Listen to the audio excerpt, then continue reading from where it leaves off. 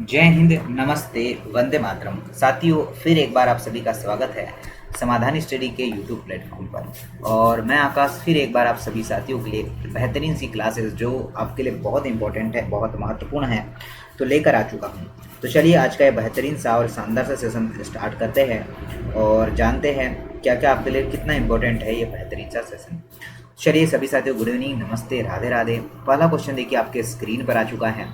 क्या बोला गया है, क्वेश्चन को ध्यानपूर्वक सुनिएगा कि कौन सा विटामिन जो है, कौन सा विटामिन जल में विलेय है एवं एक प्रतिऑक्सीकारक भी है। ठीक है, क्या है, प्रतिऑक्सीकारक भी है और विलेय भी है, ये भी हमसे बोला गया है। चलिए देखिएगा, ध्यान दीजिएगा कि आपके जो है आंसर क्या क्या हो सकते हैं। Vitamin C, vitamin D, vitamin B या विटामिन ई होने वाला है। तो साथियों, आपका जो राइट आंसर निकल के आएगा वो हो जाएगा विटामिन सी। ठीक है, बी और सी मैंने आपको बताया था जल में घुलनशील है, किसमें, जल में, और बाकी सब क्या है आपका जो है, यह बाकी सब वसा में घुलनशील है, किसमें, वसा में। अब आपको बी और सी में कंफ्यूजन था, परंतु यहाँ पर बोला है प्रतिकारक भी होना चाहिए, तो बी क्या है आपका, प्रतिकारक होता है, इसीलिए इस क्वेश्चन का राइट आंसर क्या होगा। काफ़ी बच्चों ने जो है यहाँ पर बी भी लगाया होगा और सी भी, दोनों में कन्फ्यूजन होगा, परंतु एक ऑप्शन यहाँ पर इन्हें दिया है प्रतिकारक। तो अब आप लोग समझ चुके होंगे, अगर प्रतिकारक दिया है तो आपका जो है राइट आंसर क्या हो सकता है। ठीक है, चलिए आगे बढ़ता हूँ। नेक्स्ट क्वेश्चन की बात करें, प्राथमिक जाइलम बनाया जाता है। क्वेश्चन आपकी स्क्रीन पर है और आप लोग जान सकते हैं क्या आंसर होगा, ये बता सकते हैं। तो बात करें, प्राथमिक जाइलम बनाया जाता है पार्श्वी एधा से, संवहनी एधा से, आपका प्राक एधा से या कॉर्क कॉम्बियन से। क्या हो सकता है, तो मैं बताना चाहूँगा साथियों, और आप लोग आंसर करना स्टार्ट करिए। बहुत ही शानदार सा क्वेश्चन है, बेहतरीन सा क्वेश्चन है। अगर राइट आंसर की बात करें साथियों, अगर आपने लगाया है क्या प्राक एधा से, तो बिल्कुल सही आंसर हो जाएगा। ठीक है, क्या होगा, सी आंसर बिल्कुल सही है, बिल्कुल राइट है, और सभी साथियों ने बेहतर कर पाया है क्या, वेरी गुड, बहुत बढ़िया। हर बच्चे का राइट आंसर है, हर बच्चा बिल्कुल सही आंसर कर पाया है। ठीक है, आगे बढ़े नेक्स्ट क्वेश्चन की ओर। ठीक है, नेक्स्ट क्वेश्चन की ओर बढ़ते हैं, जरा ध्यान दीजिएगा सभी साथी। ठीक है, सभी साथी ध्यान दीजिएगा।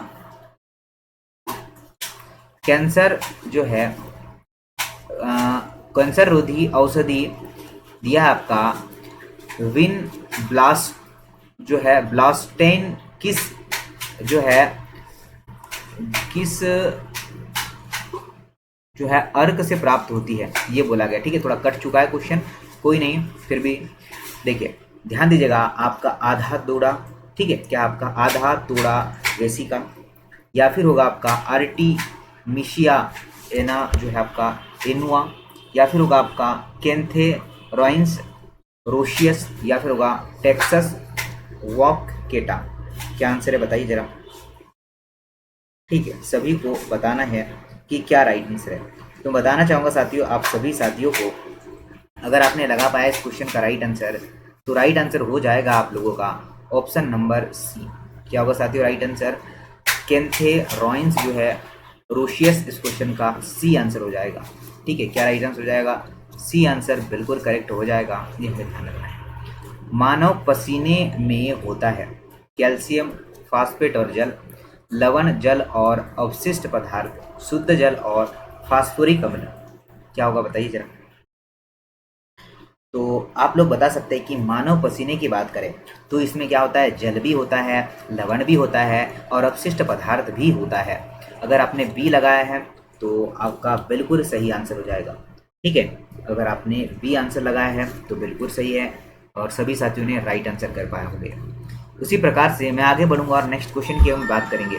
बोला है कि पोरोगेमी में पराग नलिका का बीजांड में प्रवेश होता है। क्या होगा बताइए, आपका बाह्य आवरण से, या फिर आपका होगा चला जाना से, या फिर नाभिका से, या फिर बीजांड द्वार से। क्या हो सकता है, तो साथियों आपका वेट करूंगा मैं 2 सेकेंड 3 सेकेंड, फिर मैं आंसर करना चाहूँगा। तो अगर आप सभी लोगों ने लगाया साथियों इस क्वेश्चन का राइट आंसर बीजांड द्वार से, तो आपका बिल्कुल सही आंसर होने वाला है। ठीक है, क्या सभी साथियों का right answer option number D हो पा रहा है क्या। अगर डी लगाया है तो साथियों बिल्कुल करेक्ट और बिल्कुल सही आंसर आपका हो सकता है। कौन सा जिन जीनोम का रखरखाव वाला कहलाता है? क्या आंसर है आपका? P53 जीन, प्रोमोटर जीन, या PBR30 जो है 322 या टी जीन होगा? तो आप लोग नोट करिएगा, इसका राइट आंसर होगा P53 जीन। ठीक है, क्या राइट आंसर होगा आप सभी का? अगर राइट आंसर आप आ रहा है ऑप्शन नंबर जो है ए, तो बिल्कुल करेक्ट होगा। उसी प्रकार से आगे बढ़ते हैं। ठीक है, उसी प्रकार से हम आगे बढ़ते हैं और नेक्स्ट क्वेश्चन की चर्चा करते हैं। आगे बढ़कर नेक्स्ट क्वेश्चन की चर्चा करते हैं। बोला है कि कोरेलाइट्स मूल पाई जाती है। क्या है? कोरेलाइट्स मूल पाई जाती है स्पेरोइन से, या फिर आपका जो है फाइकस से, या फिर होगा आपका डेक्स केरोटा से, या फिर होगा आपका जो है सार्गेसन से। ठीक, तो आपका जो राइट आंसर निकल के आएगा वो क्या आने वाला है बताइए जरा। ठीक, आपका जो राइट आंसर निकल के आएगा वो क्या आने वाला है वो जरा बता सकते हैं क्या? तो साथियों, हमारा जो राइट आंसर होगा वो क्या? साइकस होगा क्या? ठीक है, क्या होगा? साइकस इस क्वेश्चन का बिल्कुल सही आंसर होगा, ये आप लोग को ध्यान रखना है। ठीक है, नेक्स्ट क्वेश्चन है आपका, देखिए। चलिए देखिए नेक्स्ट क्वेश्चन क्या है कि निकोटीन किस प्रकार का कार्बनिक यौगिक है? लोपोप्रोटीन, ग्लाइकोप्रोटीन, जैंथीन, या फिर आपका क्षारीय होने वाला है? क्या बता सकते हैं कि क्या राइट आंसर हो सकते हैं? ठीक है, सभी साथी बता सकते हैं कि क्या राइट आंसर होगा। तो बताना चाहूंगा बच्चा कि आप, अगर आप सभी साथियों के राइट आंसर आ रहे साथियों, क्या क्षारीय? ठीक, अगर आप सभी साथियों के आ रहे हैं क्या क्षारीय, तो बिल्कुल सही आंसर होगा। यही आंसर लगाया क्या आप लोगों ने? ठीक, यही लगाया है तो बिल्कुल सही है, बिल्कुल करेक्ट है। चलिए मैं आगे बढ़ता हूँ। नेक्स्ट क्वेश्चन की अगर बात करते हैं, देखिए नेक्स्ट क्वेश्चन क्या है आपकी स्क्रीन पर। नेक्स्ट क्वेश्चन देखिए साथियों क्या दिया हुआ है और कितने साथी बिल्कुल आंसर को सही कर पाते हैं। तो बोला गया क्वेश्चन में कि साइनोकोबाल्मिन का उपयोग विटामिन B12 की कमी के इलाज के लिए किया जाता है। तो बताइए क्या होगा? अल्जाइमर होगा, या फिर आपका होगा हाइपो जो है कैल्सीमिया, प्राणी जो है अरक्तता, या कुपोषण होगा? चलिए बता सकते हैं कि क्या राइट आंसर है आप लोगों का। ठीक, आप सभी लोग जो है बता सकते हैं कि क्या आपका राइट आंसर होने वाला है। तो मैं बताना चाहूँगा कि अगर आपने लगाया साथियों क्या प्राणी जो है प्राणी सी अरक्तता, तो बिल्कुल से होगा प्राणी सी अरक्तता आपका बिल्कुल सही आंसर होगा। क्या सभी बच्चों ने यही लगाया है? क्या बिल्कुल साथियों यही आंसर लगाया होगा, बिल्कुल राइट है। नेक्स्ट की बात करें, निम्नलिखित जंतु समूह में से कौन सा एक ही संघ के अंतर्गत आता है? निम्नलिखित जंतु समूह में से कौन से एक ही संघ के अंतर्गत आता है? पहला होगा आप लोगों का मलेरिया, परजीवी अमीबा, मच्छर, केचुआ जो है आपका पिनवर्म और फीताकृमि, बिच्छू आपका जो है लोकिस्टा, स्पंज आपका जो है समुद्री आपका एनीमोन, और आपका स्टारफिश। क्या होगा बता सकते हैं क्या? चलिए मैं बताना चाहूँगा साथियों, अगर आप सभी ने लगाया है क्या बिच्छू और टिड्डी, तो बिल्कुल से होगा लोस्टक। ठीक है, सी आंसर बिल्कुल करेक्ट होगा। कितने साथी हैं जिन्होंने यही आंसर लगाया है? अगर यही लगाया है तो साथियों बिल्कुल करेक्ट होगा। ठीक है, बिल्कुल सही होगा, ये बिल्कुल आप लोगों को ध्यान रखना है। उसी प्रकार से मैं बढ़ना चाहूँगा आगे। बोला है कि इनमें से कौन सा कथन सही है? इनमें से कौन सा कथन सही है? यदि एक, क्या बोला है कि यदि एक जीवाणु विभाजित होता है और फिर परिणामी दो जीवाणु फिर से विभाजित होते हैं, तो बोला है कि ठीक है डीएनए काफी जो है करने में कभी कोई त्रुटि नहीं करता है। क्या आंसर हो सकता है आप लोगों का? तो मैं आपको बताना चाहूंगा केवल वर केवल फर्स्ट ही सही आंसर होगा, केवल वर केवल फर्स्ट। ठीक है, ए वाला सही है, बी गलत है, इसलिए आपका राइट आंसर होगा केवल वन। उसी प्रकार साथियों मैं आगे बढ़ूंगा और नेक्स्ट क्वेश्चन की बात करूंगा। एक द्विरज्जु की डीएनए, क्या बोला है क्वेश्चन में कि एक द्विरज्जु की डीएनए अणु में पेप्टोन शर्करा में कितने 200 अणु उपस्थित हैं। इस समूह में प्यूरिन नाइट्रोजन जो है, ठीक है, क्या बोला है, प्यूरिन नाइट्रोजन क्षारक की संख्या क्या होगी, ठीक है, बताइए, क्षारकों की संख्या आपसे बोला गया है। तो कोई बता सकता है कि क्षारकों की संख्या क्या हो सकती है? मैं बताना चाहूँगा क्षारकों की संख्या की अगर बात करें, ठीक है, सभी साथी ध्यान दीजिएगा, अगर क्षारकों की संख्या की अगर हम लोग बात कर ले तो कितनी होगी संख्या, देखिए, ठीक है साथी, तो ये होगी आपकी 10, कितनी होगी, 10 होगी। कितने बच्चे हैं जिन्होंने ए लगाया है, ठीक है। यूनेस्को का मानव एवं जैवमंडल कार्यक्रम आरंभ किया गया है। यूनेस्को ने जैवमंडल कार्यक्रम कब स्टार्ट किया है? 1981, 1987, 1969 या फिर 1971? तो साथियों आपको पता होना चाहिए, इस क्वेश्चन का राइट आंसर क्या होगा, 1971, ठीक है, क्या होगा, 1971 होगा। ये आप लोगों को बिल्कुल ध्यान रखना है। और काफ़ी साथी बिल्कुल सही कर पा रहे हैं, बिल्कुल करेक्ट कर पा रहे हैं और बिल्कुल राइट आंसर ही कर पा रहे हैं। मैं आगे बढ़ूंगा उसी प्रकार से। देखिए नेक्स्ट क्या है,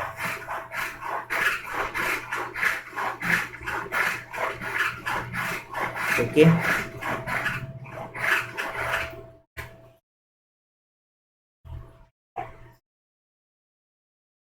चलिए वेरी गुड साथियों, आगे बढ़ते हैं। चलिए, और जितने भी साथी देख रहे हैं सेशन को शेयर करिएगा और सेशन को लाइक भी करिएगा अगर चीज़ें आपको पसंद आ रही हो।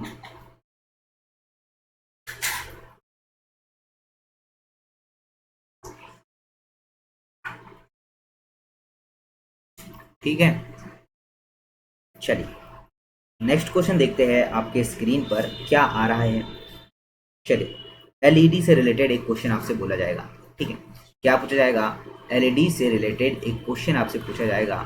और वो क्वेश्चन क्या है जरा हम लोग देख लेते हैं कि एलईडी बोला है लिसेर्जिक खालिस्तान एसिड है, तो ये होगा, मैं बता दूं आप लोगों को कि कौन सा है आपका, थाइपीनाइट, ठीक है। क्या राइट आंसर होगा आपका, ये राइट आंसर होगा आपका ऑप्शन नंबर डी, थाइफी जो है, थाइफीनाइजाइम, जो ऑप्शन नंबर डी है वो इसका सही आंसर हो जाएगा, ठीक है। क्या राइट आंसर है, डी आंसर हो जाएगा, ये हमें ध्यान रखना है। चलिए आगे बढ़े।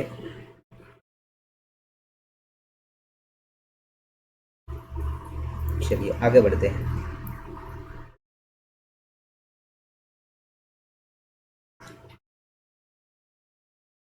निम्नलिखित में से कौन पौधे द्वारा मृदा से फास्फोरस के अवशोषण में सहायक रहता है?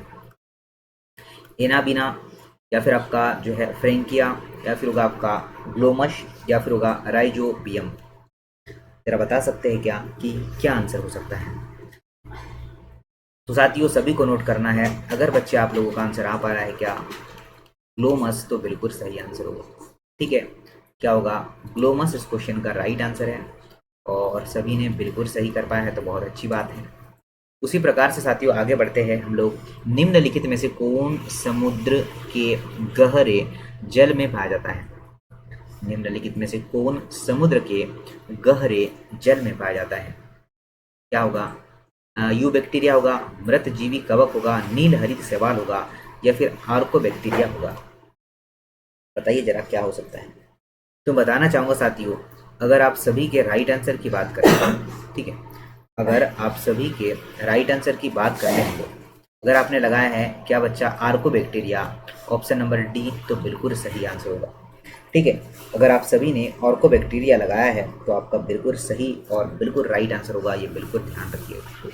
आगे बढ़ते हैं, नेक्स्ट क्वेश्चन की अगर बात करेंगे तो नेक्स्ट क्वेश्चन बोला है कि जैव विविधता की क्षतिमा, ठीक है, यह क्षति का सबसे बड़ा कारण है जागरूकता में कमी, अत्यधिक शोषण, प्राकृतिक आवास की क्षति एवं विघटन, बाहरी प्रजातियों द्वारा जो है अतिक्रमण। तो बताइए जरा सभी लोग क्या आंसर हो सकता है।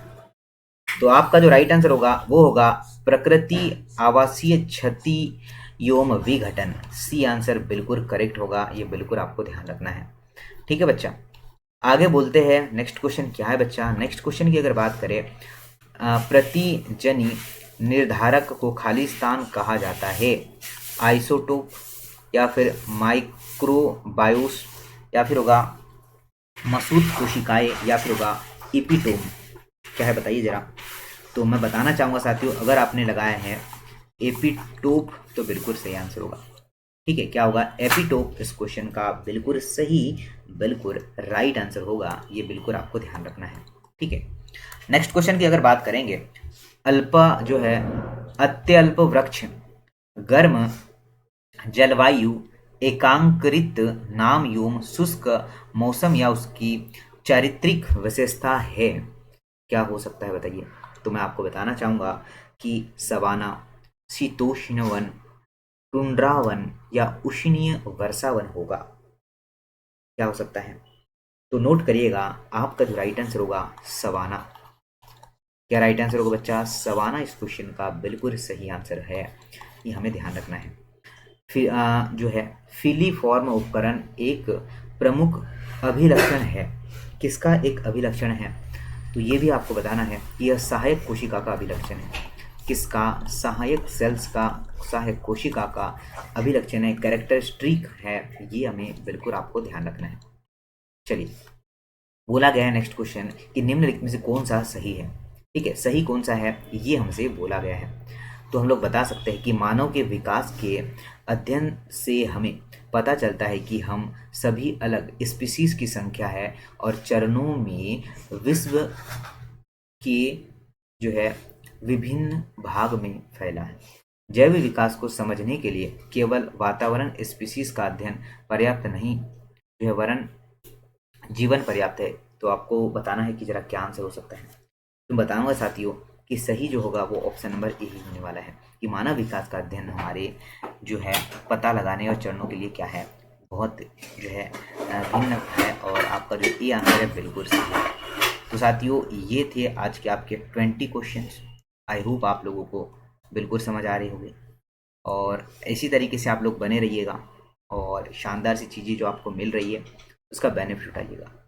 थैंक यू वेरी मच साथियों, धन्यवाद।